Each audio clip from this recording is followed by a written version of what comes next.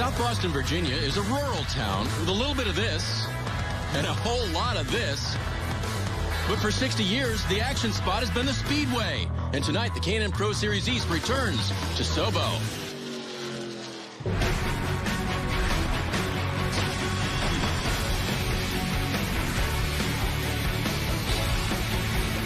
Does the return reach out for Anthony Alfredo? He led the most laps at the last race. Can last year's pole sitter use South Boston to crank up his 2018 season?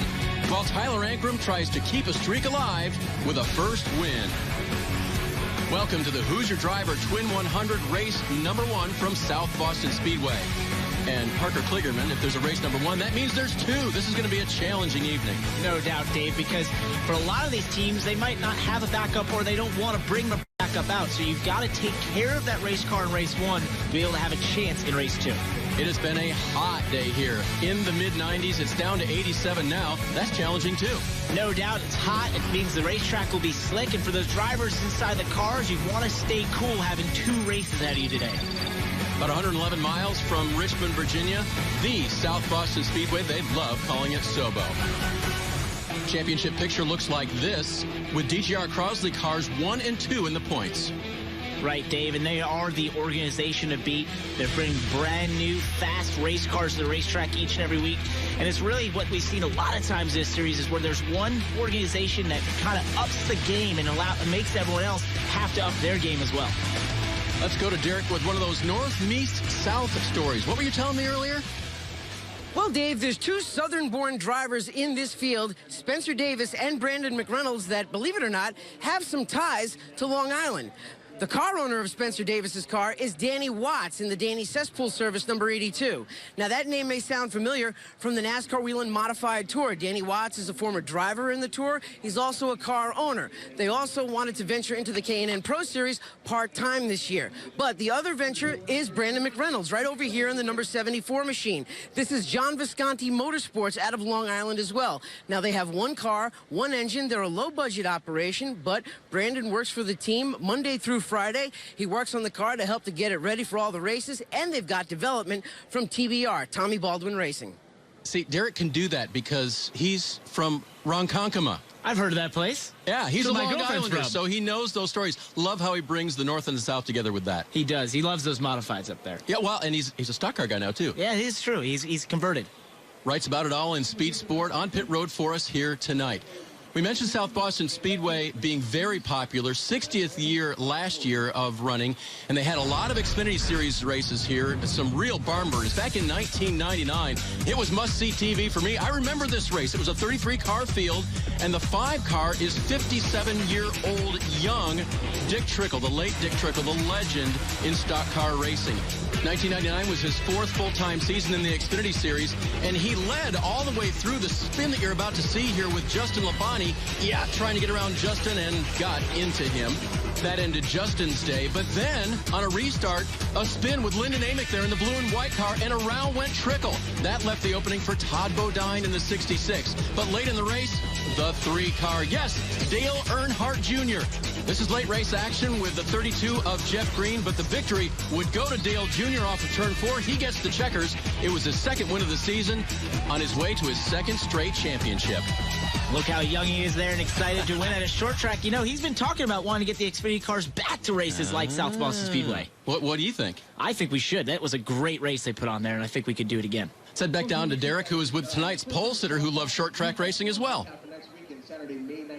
Dave, it's race number 1 for the Hoosier Driver 100, Twin 100s here this weekend at the South Boston Speedway. And on the pole, a driver getting his first ever career pole, GQ, Grant Quinlan. And first time ever starting up front here at the South Boston Speedway. First race here. How do you translate those fast lap times into a good run on the track? Yeah, I'm really excited here to get my first career pole in the K&N series. It's exciting. South Boston's a great racetrack. They repaved this thing last year. It's smooth as it gets. So hopefully we can stay up there all night. You don't have as many laps around this racetrack or in these cars as many of your other competitors, but you have turned in some good runs. Do you think that tonight you can put it all together and get your first win?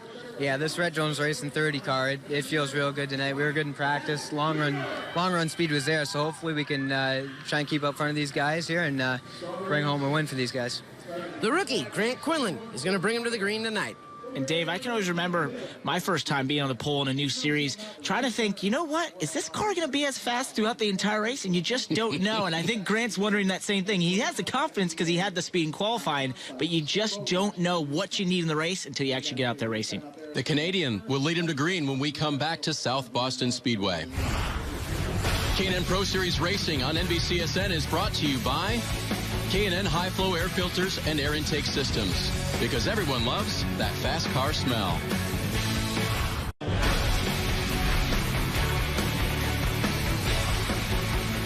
South Boston Speedway hosting a doubleheader tonight. It's the Who's Your Driver Twin 100 #1, just rolling off on their pace laps. Of course, who'syourdriver.org, a national initiative to try to get you to get a co-driver if you've been out having a good time. And this racetrack is a great time. It's very fast. It's an awesome short track. You'll notice that the drivers may start on that bottom lane, but do not be surprised as the tires wear out and they get a little heat in them, that outside lane will come in.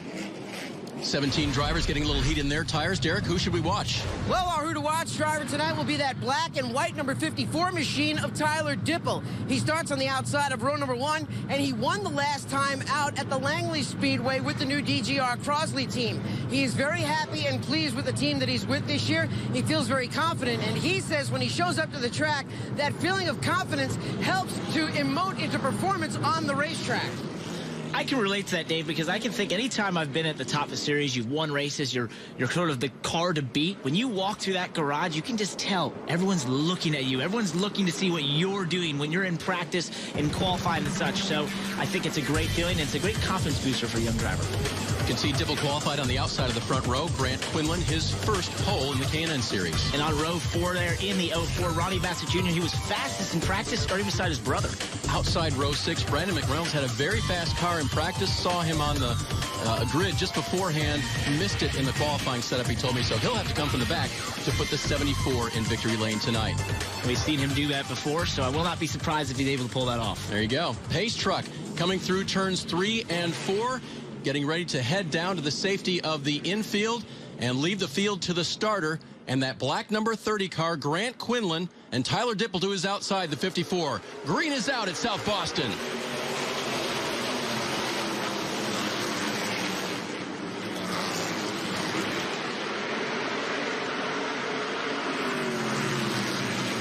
Oh, a little contact there between the teammates, and Tyler Ankrum is going to take that 17 and put it right through to second. Yeah, well, first of all, Grant Quinlan with a great start from the bottom. He rocketed off turn 2 there and drove right away. But then we're starting to see all the drivers right now on the bottom, almost hooking that left front tire below the apron, getting those cars de-wedged a little bit. But watching as that outside lane starts to come in as these tire pressures come up, I think they will start to get off that bottom. Track was repaved between seasons last year, so this is the second year on this pavement. Parker, what have you heard about a second line? Coming in, or it has to come in later, or what? Well, what I've heard from a lot of the drivers is they get later in a tire run, they felt it in practice. You just were able to move up and keep your momentum up a little bit. That's what this racetrack is historically known for. You saw in our back in the day there with Junior, he was using that outside. Get up there. Oh, wow, that's pretty sideways. Connor Hall into Colin Garrett. Garrett collects it and trying to see if he's got something flat. He doesn't. Keeps going in the 18 car. And that's sort of what you'll see some of these drivers. The way to make a pass here is you've really got to throw the car in on the bottom and hope to almost slide job or just shove up that car on the outside to clear them. Otherwise, they're going to get a run off the corner and keep you pinned down. You see Connor Hall now on the outside lane. My gosh. The 2 of Vargas moving him up a little bit. And there's Justin Carroll in the 91. Local driver, we don't see him very often in the series. The Virginia driver now putting his car through as well, or trying to pass Connor. Back up front, the orange 82 is Spencer Davis. The black 40, Anthony Alfredo. You see Alfredo right on his bumper here. He's just sort of peeking to the inside a little bit. You're going to do that throughout the day to try to scare that driver. Derek? Temperatures have been very high here during the day. It's made for a very hot surface and also made the cars very loose.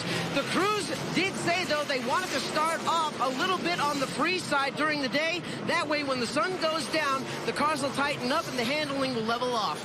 It's a great report from Derek because That's exactly what I've been hearing from these race teams, is that this track is just going to get progressively tighter. And so a lot of these crew chiefs are wondering, when they get to the end of this race 1, how big a swing are they going to have to take for race 2? And even as they get to the end of this race, they hope they've had those cars loosened up enough so that they can still turn at the end. Well, and how about this? What a ticket for the fans tonight. Twin 100s with the K&N series, twin 75 lappers with the late models, and they run on different rubber, and they run a race in between here after this one. Well, it's just absolutely awesome. I love to see this sort of thing at short tracks around the country, going out there and giving the fans more bang for their buck. And you see the fans kind of lining around this racetrack right now. They've come out in droves to check out the K&N series, and hopefully they're going to see a great race. McReynolds in the 74. Again, a poor qualifying effort by his own admission. Trying to work his way back through, chasing down the 4 of Chase Cabry. Cabry's teammate in front of him in the 6 car is Ruben Garcia Jr. And we've talked about before with Brandon McReynolds, but we can't stress enough that he works on those cars himself. It's a very small team, and when he has good... Oh, we got a spinner. There is the 82 of Spencer Davis around. He started up front, qualified 4th, and looked good. And we'll get a replay and see what happened. Spencer, the 19-year-old from Dawsonville, Georgia. And we saw a little bit of damage there, maybe on the left rear bumper. Could that be the sign that he was helped a little bit in this spin? We'll see if we get a replay here. Diving down into turn. It happens ahead of this group. We had our eye on McReynolds. Oh, yeah. Right behind him, that is the 55 of Marcus Gomes. Now, I have to tell you, Parker, I look all these things up and I try really hard, but I've not spoken with Marcus. I thought it was Gomez. His team told me this week, please say Gomes. Back with more from South Boston in a moment. Cleanup is complete at South Boston. For the first caution, it was the 82 of Spencer Davis. The field now back in the hands of Grant Quinlan, who has led every lap in that black 30. Dave, I couldn't help but notice he laid black strips there as he got going, spinning those rear tires, but still able to get a great start and able to get the lead off of turn 2. That's the only set he's going to have for the night. There will be no competition break. This is 100 laps straight through. You can come down pit road, but you will not be offered a fresh set of tires. Well, and here's the thing. Normally in this series, we talk about tire conservation, but talking to a lot of the drivers, these tires are not wearing out that much. They think you can go hard the entirety of this race. You don't have to save a lot for the end. Good battle there between the 04 of Bassett, that's Ronnie Bassett, and Marcus Gomes in the 55. Still, that bottom line is prevailing right now, and I'm just keeping my eye, though, to see if that outside lane comes a little bit. You see McReynolds there on the inside trying to make a run off of turn 4. That's tough to do. If you're not fully beside them going into the corner, it's going to be really hard to gain anything on the exit. And there you see it again. Garcia got a nice exit, holds him back, but Brandon's looking to the inside, trying to make room. Using that old chrome horn, short track style. I like it. Here's a battle for third. Dipple has it in the 54. Anthony Alfredo in the 40 is right there. And we've seen Anthony, he's done this early in the race. He just sort of peeks the inside, just shows Dipple his nose a little bit, maybe gets his spotter to say looking, which kind of gets in the mind of the driver in front of you, and then you just start to work on him lap after lap doing that. Oh, even uses a little bit of the bumper there to get to the inside. He's got the inside line now. Will Dipple give him racing room? He does. And Anthony's got it. He's coming up. Oh, loose. Oh, and he's going to spin off of the corner and right in front of the rest of the field. Big contact. Oh, this is not what any of these teams wanted to see. The track blocked. It's a very narrow speedway and nowhere to go. Brandon McReynolds rolls by in the 74, heavily damaged. And they're I think, at least 2 of the 3 Rev cars are right there. And look at Alfredo's 40. That is destroyed. Absolutely destroyed. And, you know, we'll have to see that again. I wonder if he could have stayed in the throttle to drive the car down off the racetrack. That's disappointment right there. Yeah. It's early in the race. It's only lap 23, Parker. No, it's way too early in the race to be getting that aggressive and you know, to as far up in front as he was, you know, there's no reason to be really taking that much risk knowing there's so much more racing to do and a whole nother race after this. Get a look at it. Dipple gave him plenty of room on the bottom. Absolutely. He just drove it in really hard. As I said, you know, you're going to try to do that throughout the day and try to force their car up. But here's where that's the problem right there. The right front to the left rear that knocks the wheel almost out of his hands. And then Alfredo right there, you know, that's where I would have thought if he could have stayed in the throttle a little bit, he could have drove that car down the inside and left the racetrack open for the cars to go around him. But when he slid up to the top of the racetrack, there was nowhere for any of these cars to go. And Parker, what's the feeling he's getting here fighting for control? Well, at that point, he knows he overdrove the corner. He's trying to hold on to it. He gets him to it once, and then when he hits that tire-to-tire contact, that just knocks the car down. And at that point, you either have to lock it up or drive it down into the inside wall to get away from the other cars. Derek has caught up with him. Anthony Alfredo in the number 40 was another one of those drivers that was involved in that altercation on the front straightaway. Looked like the entire track got blocked. Can you tell us what you saw from your vantage point? Yeah, I was racing with the 54. I was trying to go easy because we were only about 20 laps into the race, so I was trying to get by him without being rough or anything like that. And I finally got a run after working on him for about 5 laps, and we went down into 3 and 4. And he held me tight a little bit. We were racing hard for a top 3 spot right there, and I got loose on the bottom inside of him when I crossed when I was underneath him, and it slid up because of the apron. And I tried to save it, and I kind of gathered it back up, but we hit each other, and then he got loose too, and we were both sideways. So by the time I got off of him, we both straightened back out, but my car went into his, and then I bounced off him. So I just locked him down at that point because I was going around, and I had him locked down, but I still slid up the racetrack, and people came piling in. The car's got some pretty extensive damage. What's the plan for the next race? We're going to roll out the backup and just start fresh. Hopefully we can have a good run because I felt like we had definitely a top 3 car at the least, maybe a winning car. So hopefully this car, we can get the setup right on it for this next race and see what we can do. Hopefully we can come out with a win and just make up for it. But I hate it for the guys. It's really rough so far this year besides Langley, and I just hate it. I don't know what really happened there, if I was too aggressive or not. I didn't feel like it. I felt like it was just a racing deal, getting loose on the bottom and just trying my best to stay off of them. But we'll see what we can do here and just we get another shot at it tonight. Dave, the 40's going to a backup car for race 2. Well, that's the good news, Derek, that they have one because some do not, Parker. But what do you think about his comments there? Well, he mentioned that he didn't think he was being too aggressive, but I think when he goes back and watches this race and sees how he was conducting himself there and how hard he drove it off in the corner, that's just a little too aggressive for this early in the race. And he said he had a great car. It was very fast. He was up front. There was no reason to take that kind of risk off into turn 3 trying to make a pass for 3rd. Crew Chief Robert Huffman and the team will roll out another 40. Again, fortunate that they had that. Look at Bassett and Gomes and Cabry sliding through, but nowhere to go for McReynolds. It's just heartbreaking for McReynolds. As he said, he works on those cars himself. It's a very small team. I assume they don't have a backup, and so this is just a heartbreaking moment for him. Well, let's find out. Derek has tracked down the driver of the 74. Well, Brandon McReynolds was involved in the number 74 machine. Unfortunately, he's out early. Looks like the entire track got blocked. Did you have anywhere to go?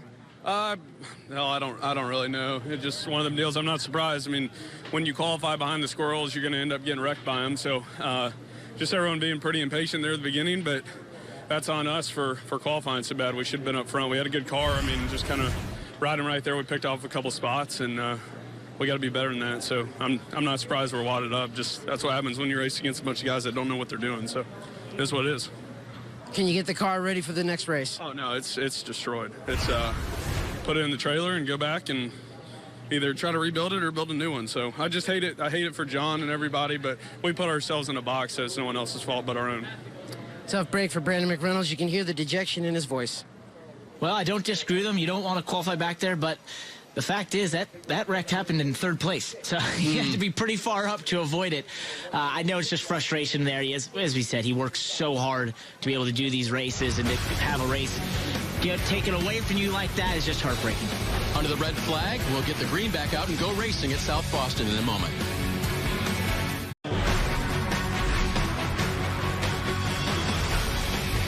The day started so peacefully in South Boston, but we've always known the Speedway to be an action track.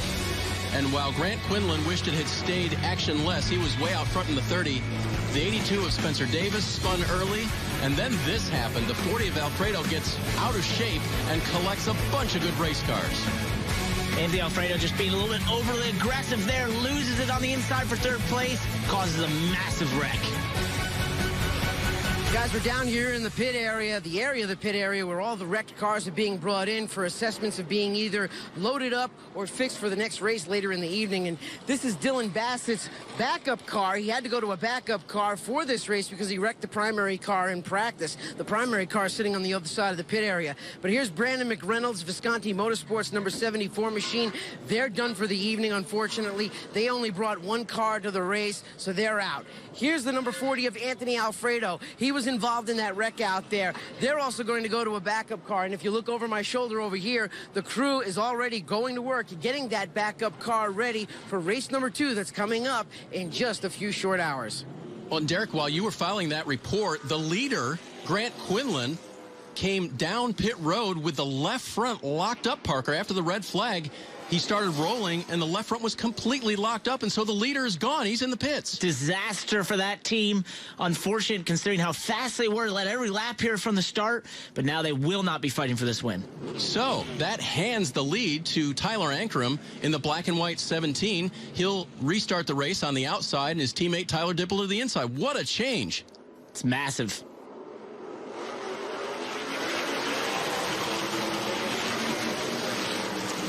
Green back out, and Ankrum goes to work immediately, rolling that high side. Like, I guess he chose the right lane. Yeah, it's the first time we've seen the leader take the outside lane. Grant Quinlan had taken the inside both times, was able to get great restarts, but obviously Tyler Ankrum found something in the outside lane, maybe as the tires wore here, and was able to get a great launch off turn 2. I just saw out of the corner of my eye there, the 30 still parked on pit road. What disappointment. Chain of events here in the evening. They had a huge wreck. Every car was stopped on the track. Hot parts, Parker. Things just sit there. And when Quinlan left, the left front was completely locked up, and he had to take it to the pits. That could be a hub issue or something of that effect. So I'm not exactly sure, but, you know, the team will look at that. Maybe it's a blessing in disguise to have found it here in race 1 and also under caution so it didn't lock up as he was on racetrack and maybe have an accident so that they can fix it and be better for race 2. All right, so Ankrum then, the 17-year-old, originally from California, now going to high school in North Carolina and racing with DGR Crosley. He is the leader and trying to keep that streak alive. His organization has won every race this year in the East Series. They are the organization to beat. Here we see Spencer Davis. He's got a little left front damage.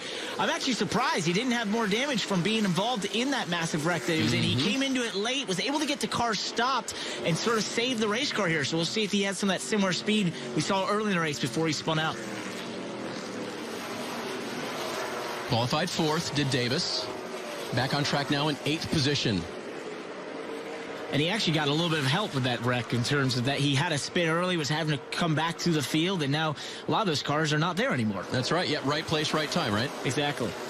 So 65 laps to go. There will be no halfway break. There will be no competition break. So we talked earlier about how the tires seem to hold extremely well. Now it's just go get them. And as the sun starts to set here, the temperatures come down.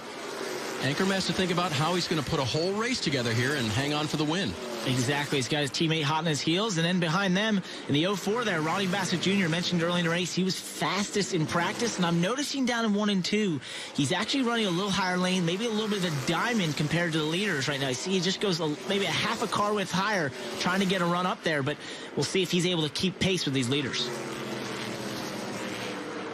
A lot of laps here for Ronnie Bassett Jr. in the 04. Had a disappointing night here last year. Absolutely destroyed his race car. Coming off of turn 2, cut down a tire and ended up on the inside wall. Tonight, going much better. No doubt. And he's getting to watch these front DGR cars, and that's so vital because you get to see what they do better than you.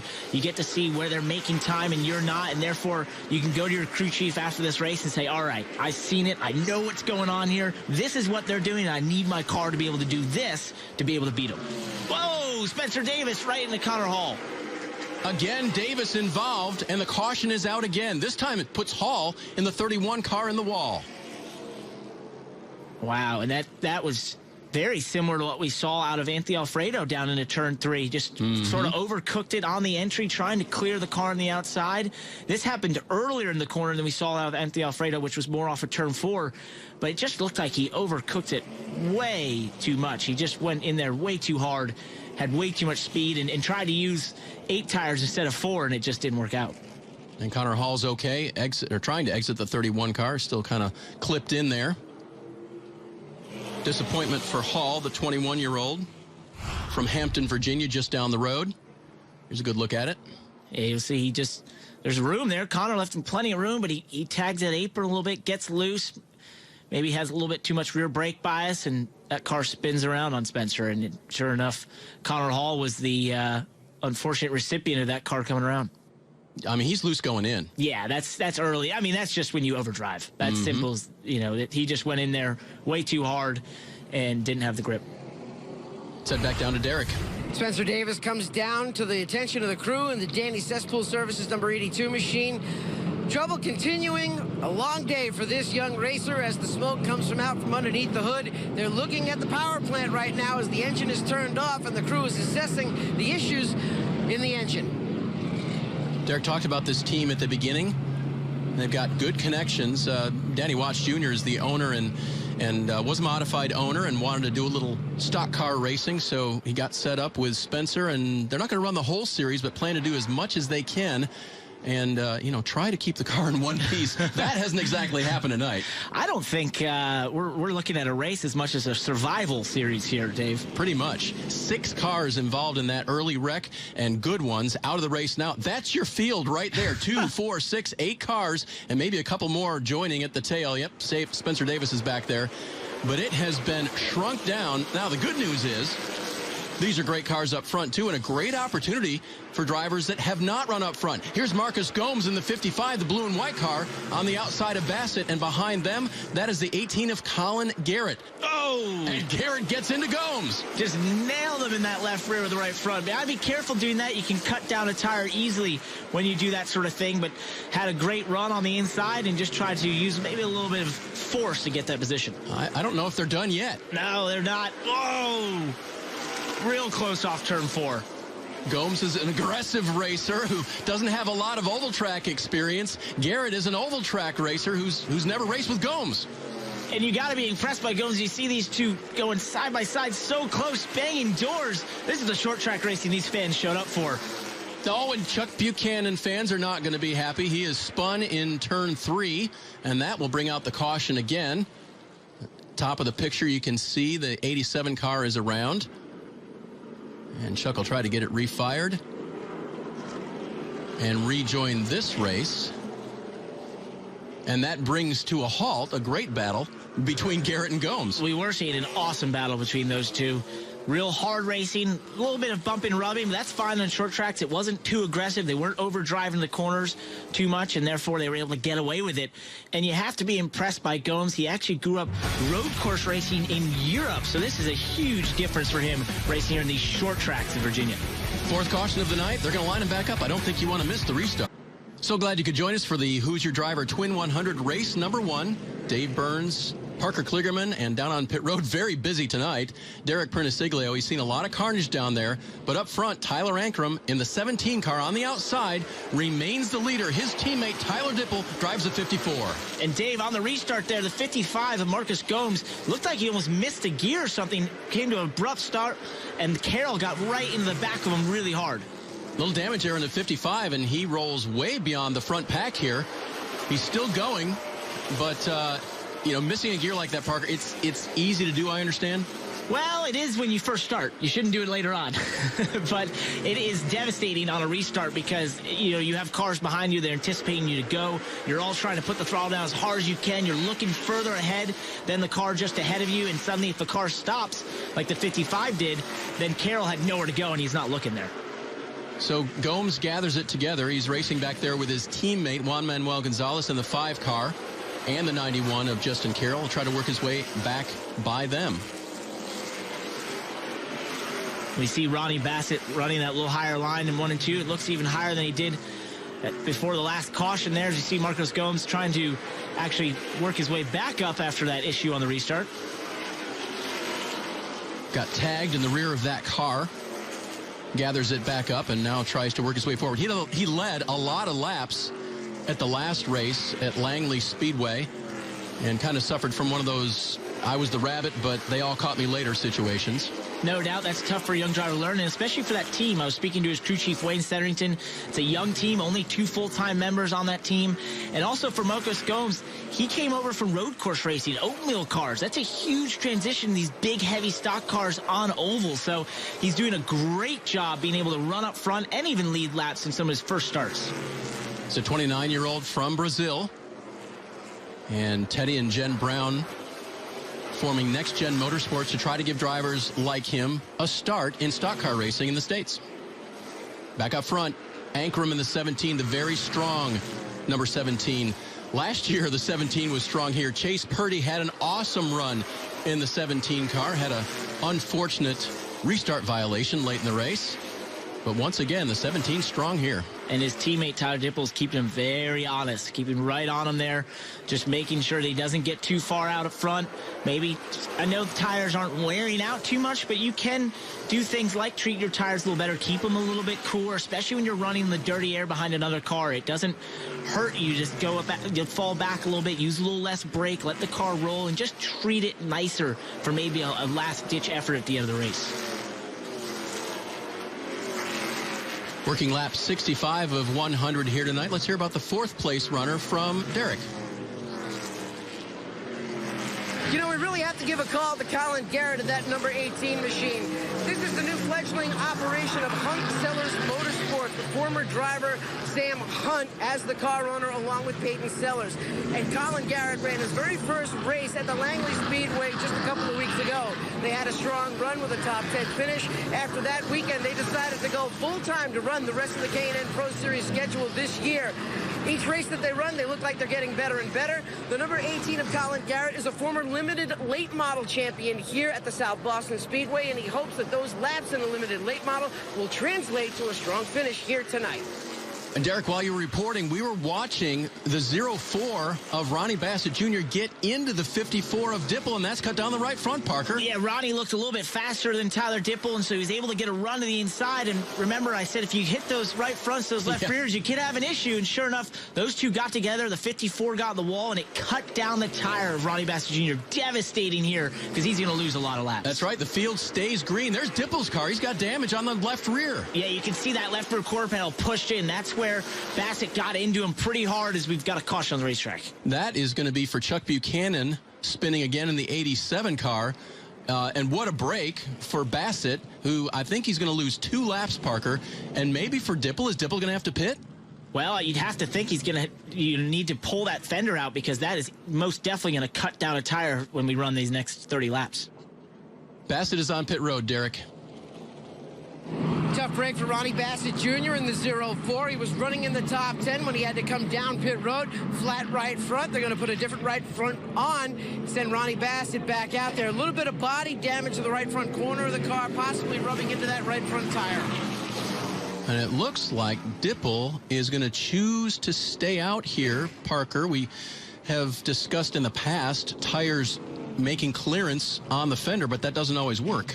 Well, it can. It's just a risky bet, you know. It can work itself a little bit away from that tire. Well, and there we see him pitting now. Yeah, I think you look at that damage, it's directly in the tire. You've got to pit. Well, and he's got damage on the right side, too, because he got into the wall, too. Exactly, but I think what they'll really be focused on is that left rear. When you see the smoke coming out of it like it was, and it's one thing if it happens at certain small portions of the racetrack, but if it's happening the whole way around, then you have to come in. Well, a good report on the 4th place driver. Meanwhile, 3rd place, contact between the 54 and the 04 of Dipple and Bassett.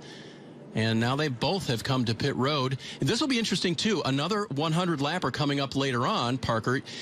To go to a backup car, I believe they would have to convince NASCAR that this car is too badly damaged to continue. Yeah, I don't think they would have to do that unless there's some serious suspension damage in there from getting the wall, but I don't think he hit anything hard enough. I'm surprised that none of these drivers listen to their crew chiefs or anyone about taking it easy. We'll take a break. More racing coming up. Back at South Boston, it's come down to this. 15 laps to go. Tyler Ankrum, who has had a handle on the evening, is in the black and white 17. To his inside, rookie driver Colin Garrett, the repaired 54, will restart in 5th position. Can Ankrum hold him off? Whoa, and Garrett slides high. That was close. Very close. Still hanging on the inside, and little contact again. Wow, just once again, we see these drivers going for everything it's worth down into turn 3. Way over driving it there for Garrett, trying to get the lead from Tyler Ankrum. And sure enough, he would end up losing a little bit of time there off 4 because he just went in there way too hot. Battle for fourth is between three cars. And there's contact and almost a spin by Dipple. Dipple's trying to get under the 55 of Gomes. And here comes a 0-4 of Ronnie Bassett Jr. again. I can't believe there's anything left in the left rear of that 55 of Marcus Gomes. He's been hit by so many cars throughout this. Oh! And a spin. Bassett, who had gotten the free pass on the last caution, got one of his laps back and was trying to work his way back through the field. Now the caution comes out again, and I think Ronnie Bassett's in the free pass position, but if he was the cause of the caution... Yeah, I mean, you're not supposed to get it, so we'll see how that plays out. I wonder if he was, felt like the 54 deserved a little payback there maybe from the earlier incident they had. He felt like maybe he pinched him off. I'm not sure how the officials are going to judge this one. They've definitely had contact tonight. Now, NASCAR is telling us that the caution is for the 54 spinning technically, and the 0-4 will get the free pass. So here's the first bit of contact. It's actually Dipple into Gomes, and then from behind, Ronnie's just driving through? Yeah, I mean, he maybe went in there a little hot as well, trying to follow the 54, trying to make sure that if the 54 is able to get inside the 55 and make a run, that he's able to take advantage of it as well. But I mean, Dipple's loose. Yeah, we've seen that how many times this race now so far. These drivers just seem to feel like it's inviting to go off into turn 3 with a ton of speed and try to clear that outside car. But once you get there, you realize, well, it's not going to turn and the rear is not going to stick, and you're going around. So just a few laps remaining, and Parker, the leader, has now chosen the inside spot to restart. And I would think most of that has to do with the way the 18 hit his left door about 3 times the last time he started on the outside. So now he's protecting himself, playing a little bit of defense, using that inside lane. Is it a good choice? Ankrum is through. He gets free. And now to the inside, Justin Carroll in the 91 wants second. What a drive by Justin Carroll. Oh, moves the 18 of Colin Garrett out of the groove there a little bit. Gets second place. Came from all the way in the back of this race at the start. Didn't qualify very well and now finds himself right behind the leader. Carroll from just down the road in Williamsburg, Virginia. This is only his 5th start in the series. He and his dad own a car repair service, so he wrenches on your passenger car during the week. Drives a race car on the weekend. I love that story. That's awesome. He's having an awesome run here today. He's kept that car clean, kept it out of trouble, and taking advantage of a lot of our series regulars just being a little overzealous at times throughout this race. Speaking of trouble, is it brewing here? Bassett is now back on the lead lap, so that is a battle for 5th, and Dipple's trying to get around the 55 of Gomes for 4th. And once again, now the left rear fender of Gomes is actually flapping in the breeze a little bit because it's only been hit about 100 times here today. Oh my gosh, again. 101. Yeah, they got to be careful here not to cut another tire down. Ronnie Bassett knows all about that, as we saw in the race. A lot of action back here. Meanwhile, Tyler Ankrum has scooted away just a little bit as they stay 2 and 3 wide, and more contact. These two. Wow. No love lost? I don't think they know there's a second race after this. That's what I've decided. Everyone's forgotten. No one's reminded them.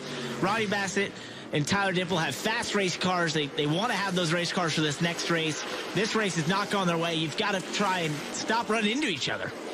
Meanwhile, up front, 17-year-old Tyler Ankrum began in quarter midgets in the West, came east to attend high school and start in stock cars, and now he may be on his way to his first K&N Pro Series win.